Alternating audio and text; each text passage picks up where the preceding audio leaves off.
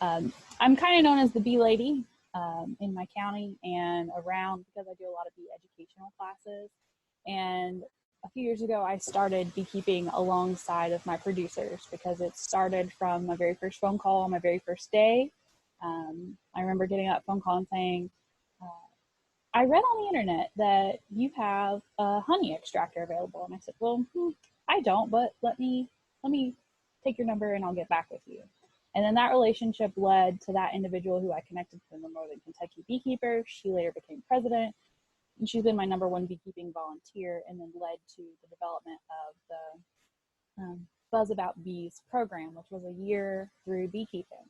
But this is a very introductory beginner course for beekeeping. So if you have questions, we're going to try to wait until the end of the presentation for those. So just jot those down and we will get started. So this presentation again is so you think you want to be a beekeeper, because beekeeping isn't as easy as everyone kind of thinks it is. So it's not super challenging. It can be challenging, but this is again an introductory course to that.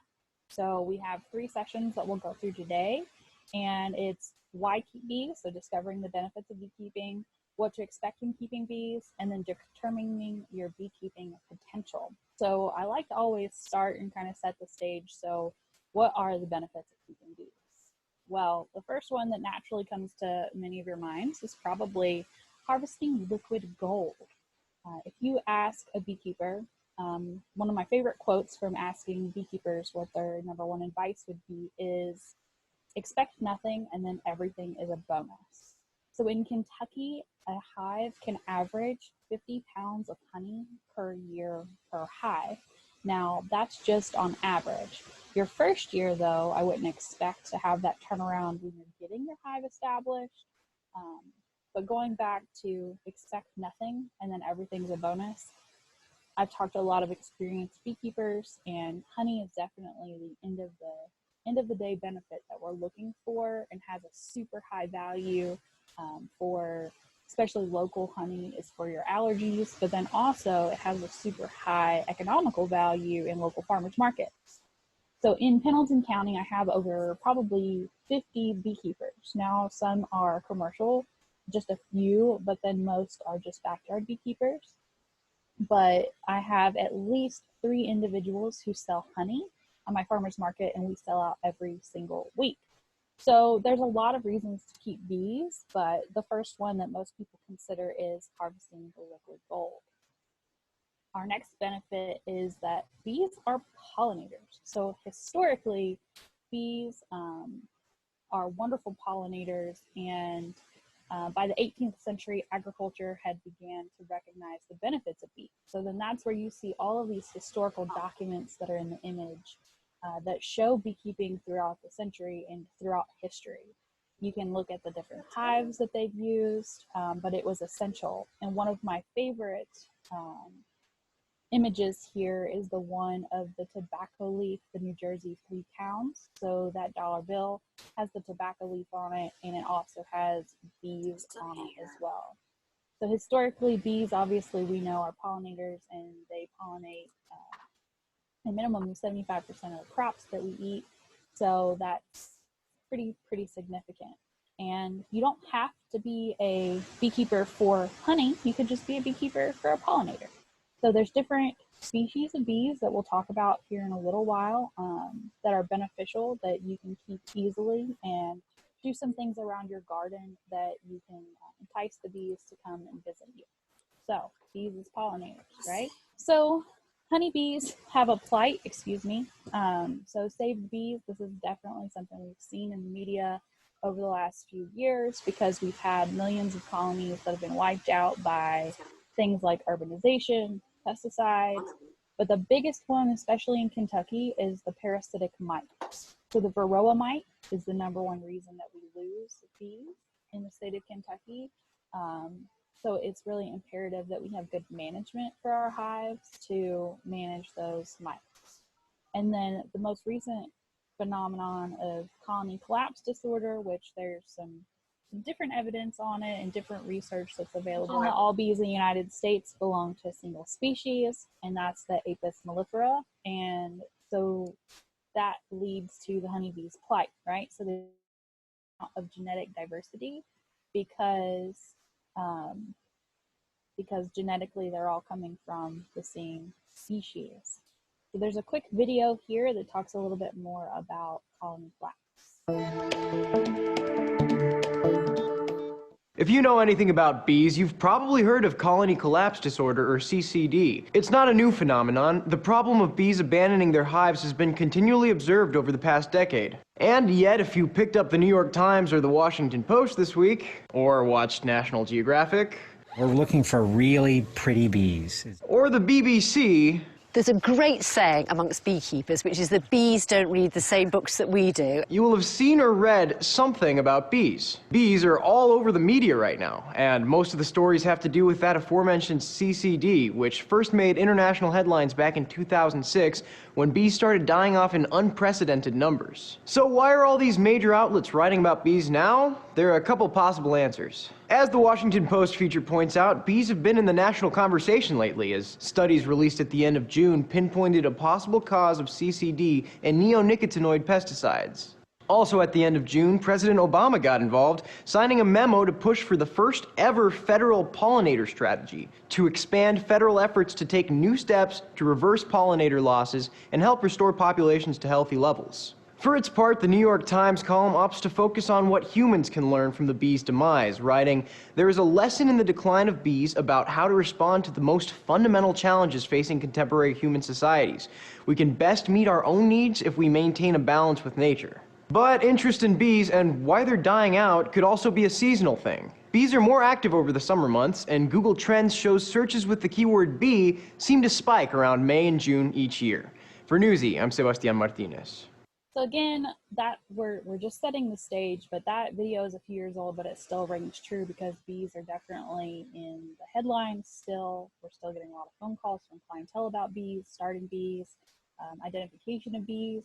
If you've been outside lately, and I hope you have been, to enjoy the sunshine that we've experienced here in the bluegrass, you may have been pestered by a wood bee. So wood bees are out, and they're not harmful to you as a person, but they are pretty aggressive and will run you away from their hive.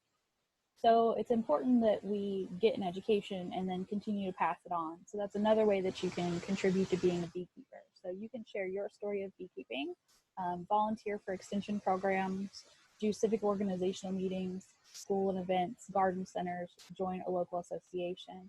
And these are things that we have a lot of conversations around bees in Pendleton County, because historically, Pendleton County actually used to have over, I think, 500 colonies of bees, which is pretty huge. And that was in the late 1800s and early 1900s because a gentleman by the name of E.E. Barton, who helped develop or instigate the use of sweet clover in our area, was kind of the instigator for bees. So we had a tremendous amount of food source. So then beekeeping took off. But unfortunately, the Barton family has died out and we've lost quite a few bees, but we have a lot of individuals who are keeping bees. Again, we have about 54 beekeepers in Pendleton County. So another benefit of keeping bees is, again, improving your health through bee therapies and stress relief. So for centuries, different cultures have used bee therapies for treatment for things like arthritis. If you eat local honey, it helps you with your allergies. You can do stress relief. Royal jelly has benefits. Propolis has benefits. But there are a lot of different opportunities that you have. So royal jelly is loaded with vitamin B or B vitamins, widely used overseas for dietary and fertility supplements as well, or stimulants. And then, of course, honey has very significant antibacterial qualities.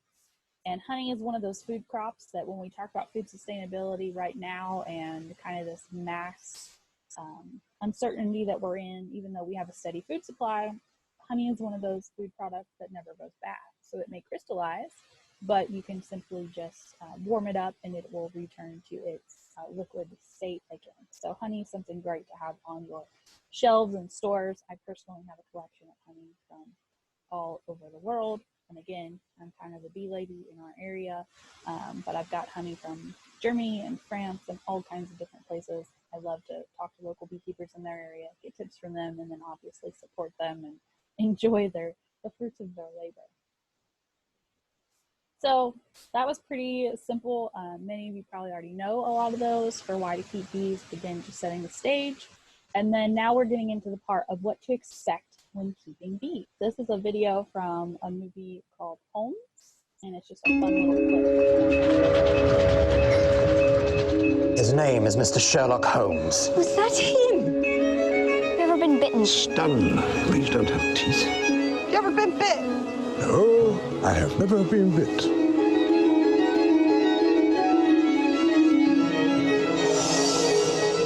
Mr. Holmes, are you all right? So just to show you that first, you are going to get stung. So again, what to expect when keeping bees. That movie is just a lot of fun. Sherlock Holmes is a significant cultural figure, fictional of course, but he was a known beekeeper. So that's just a fun movie if you ever get a chance to check that out. But it's funny because everybody asks, have you ever been bitten by bees? Well, bees don't bite, bees sting, and you are most certainly going to get stung. So if you are allergic to bees, you might want to reconsider keeping honeybees and then look into stingless bees like mason bees. But there's a lot of opportunities here. I've been stung a few times. I haven't had any major reactions to it, but if you're just out in your yard and you see a bee, typically it is probably not going to sting you.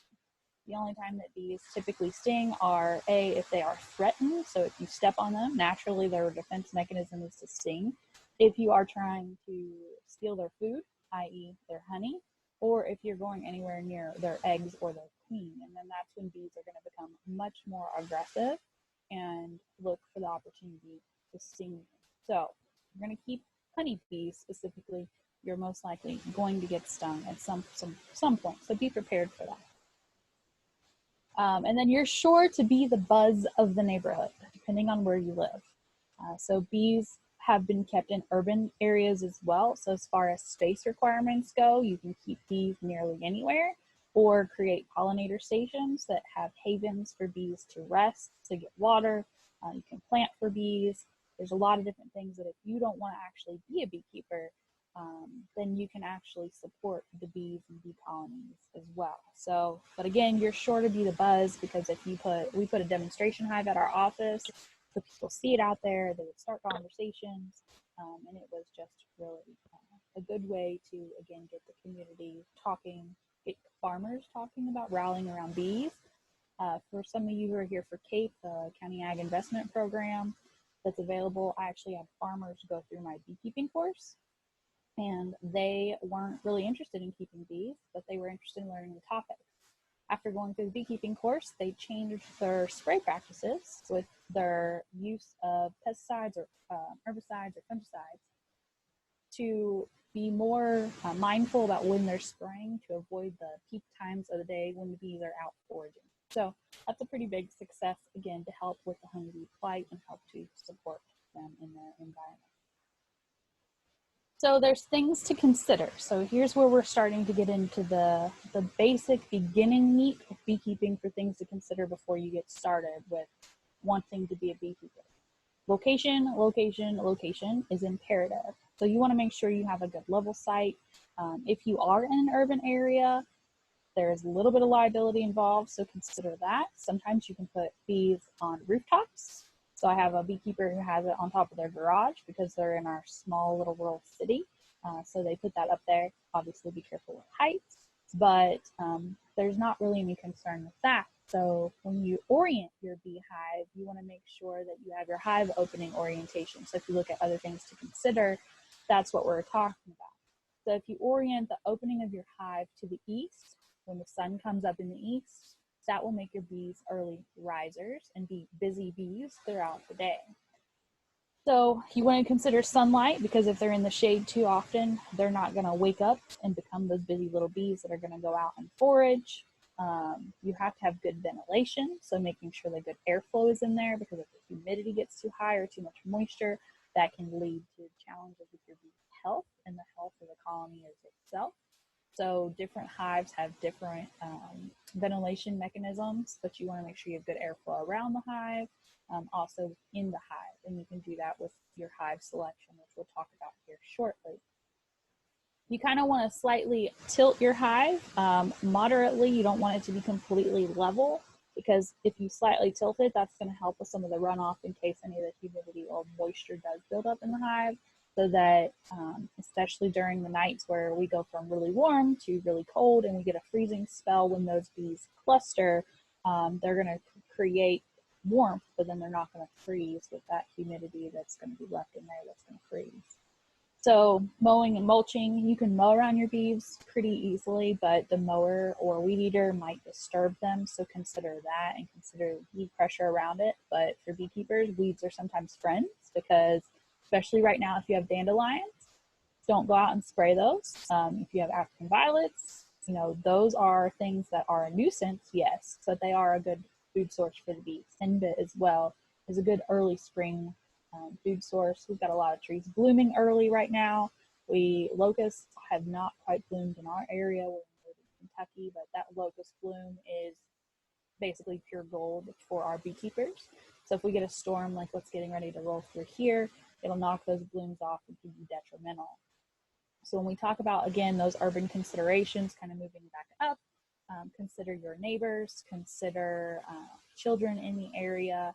If you can plant directly in front of, a few feet away from the hive, like with a bush or some flowers, it's going to be height. So if your entry level is here up front, bear with me, you could plant something that's higher, and that's going to force the bees, as they exit the hive, instead of coming straight out, they're going to rise up. So that there's different plantings you can do to encourage your bees to go a certain direction. You want to make sure you're able to work around the bees, around the hive, and lifting the hives they can be very, very heavy. Remember, a hive a year can produce 50 pounds of honey for you to consume, sometimes even more. I've had one first-time beekeeper, my very first phone call, very first day, her first hive produced 60 pounds that year, but she also caught a swarm. And we're getting ready to get into the really nitty-gritty of beekeeping here in just a moment. So making sure you have good food sources, whether that's the weeds in your yard, or if you want to plant, do plantings in your landscape, do larger plantings of things like buckwheat, those do pretty well, and then obviously have water sources. So just in your own garden, if you want to be a beekeeper, bees need water. So having nice little dishes around with some pebbles for the bees to land on, and a good landing site, they can pick that water up to stay hydrated. So there's all kinds of things that we can do to encourage pollinators, but then also for being a beekeeper, we want to make sure that they have water availability as well. Pool, not good, because if you have a pool, they're going to land in it and then they're going to drown. So then that's where those shallow dishes with pebbles will be really helpful. So what is it going to cost to be a beekeeper? Well, when we look at economic considerations for beekeeping, these are pulled from, I believe, the Center for Crop Diversification for honey production. So if you look here at the chart that says enterprise assessment, you know, this gives us kind of that gauge, right? So if you look through there, enterprise assessment for investment, for labor input, capital needs, years to finance, they're moderate to low. So those are really good considerations. So entry level, you can get involved pretty quickly. But on average, by the time you get started with one hive and you purchase your equipment, like your protective gear, you purchase the physical hive, the nuke or the package, your bee suit, all those types of equipment, you're going to be looking at around $500.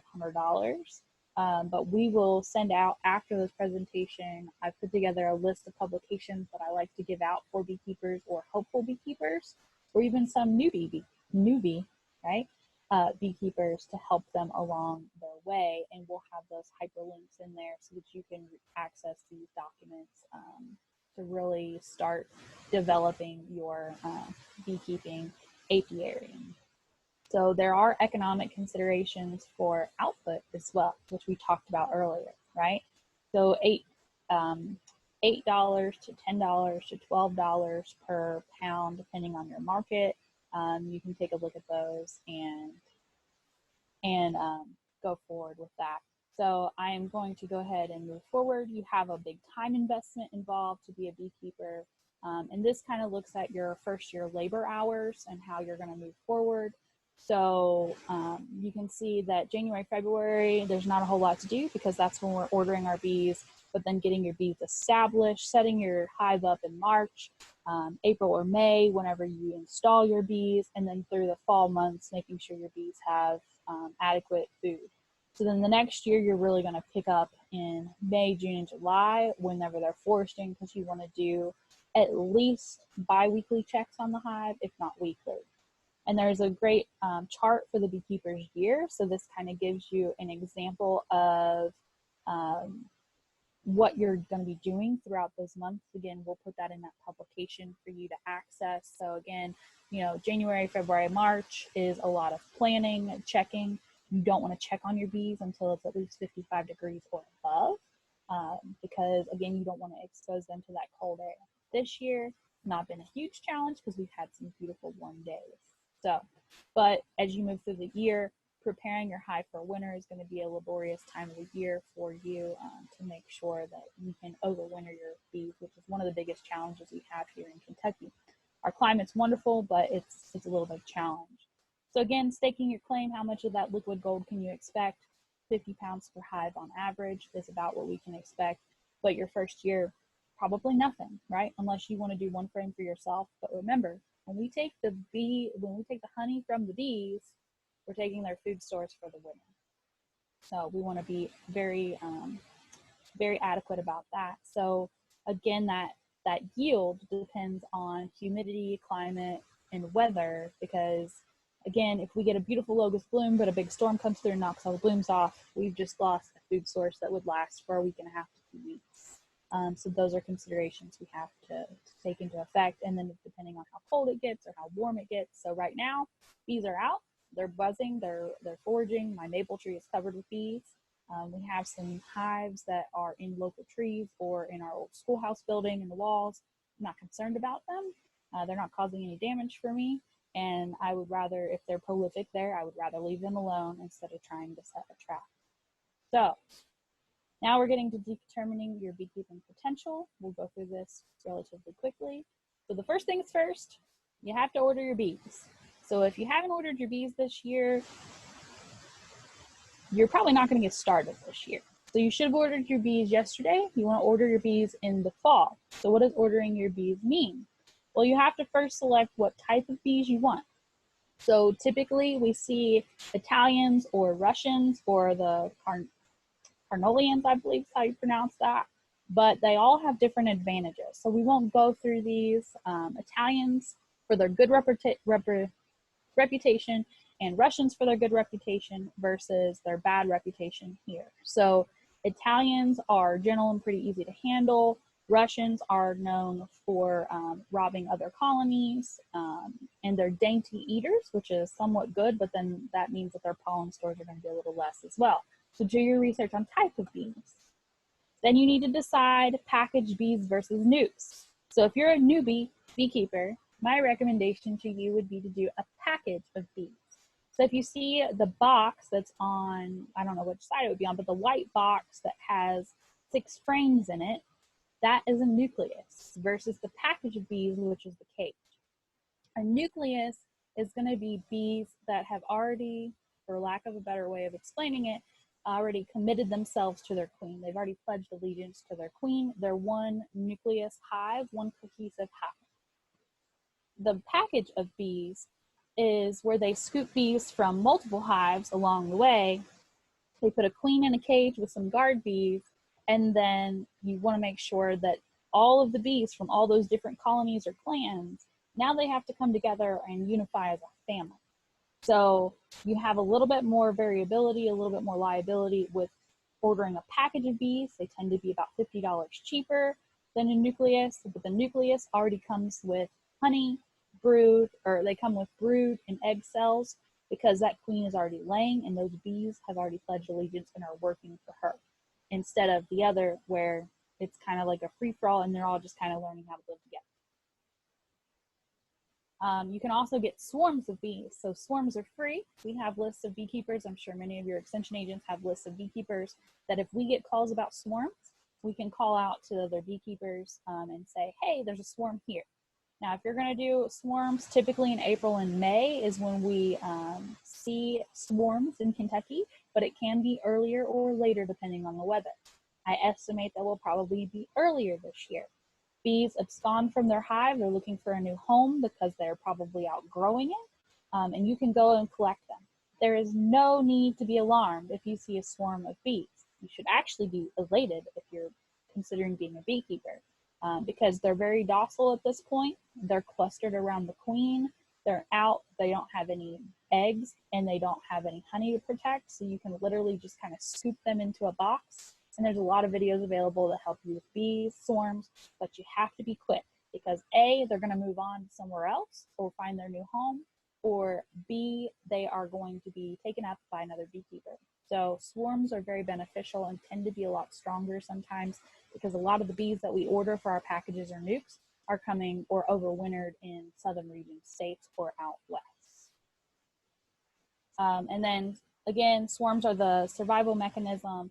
So the bees, before they swarm, they'll pack their lunch, meaning that they're gonna consume a whole lot of honey really, really fast, and then they're going to leave the hive. So they're preparing again for the next stage. So if you are a new beekeeper, to avoid it, you wanna avoid overcrowding in your hive.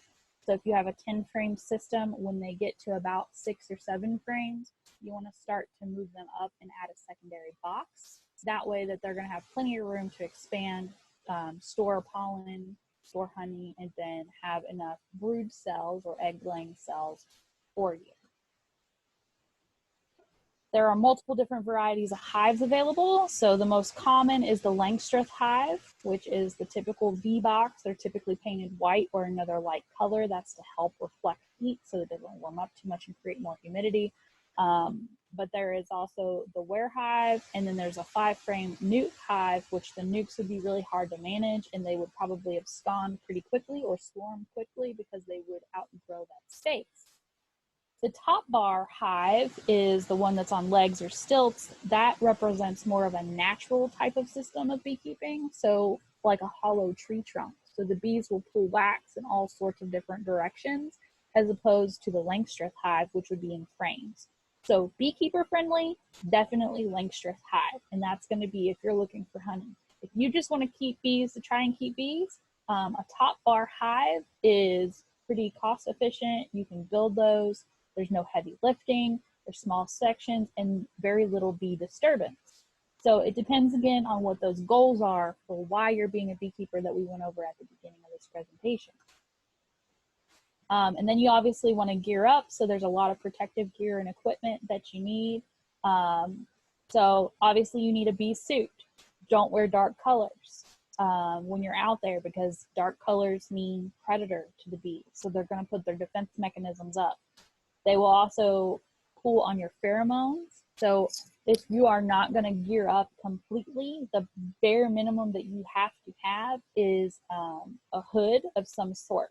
Because when the bees come out, you produce your pheromones and they're going to go for your neck or around your face region, which can lead, if you get stung in the throat, seek medical help immediately. But for some people, they don't gear up completely like this. I have a full bee suit, but I also just have a bee jacket. But you can see the smoker in their hands, the gloves in their hands. They also have a bee tool. The man with the smoker or the person with the smoker has a bee tool in their right hand to use to pry up those bars. So again, to purchase all that equipment, plus your hive, plus your bees, you're looking at about $500 for your first initial hive. And then there's all sorts of different pricing models for your bees. So next step for you, if you want to be a beekeeper, if you've decided that you want to be a beekeeper, if you want to be a honey beekeeper, you need to go ahead and start planning, getting your equipment, getting your protective gear, trying on your bee suit, ordering your hives and checking your hives. And then this fall, you would want to order your bees. At this point where we are in the second week of April, it's probably too late to order your bees.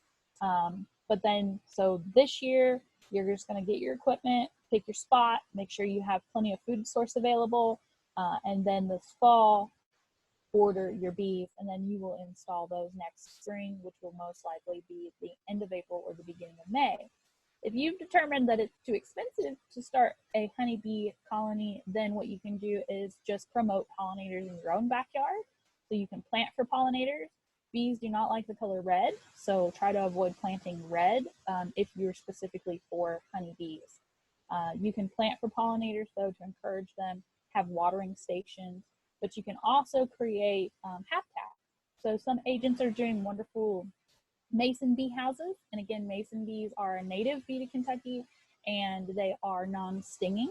So you can create little bee houses for them that will have bees in your own backyard. So without any further ado, I know that's kind of quick, down and dirty, but that's if you want to be a beekeeper.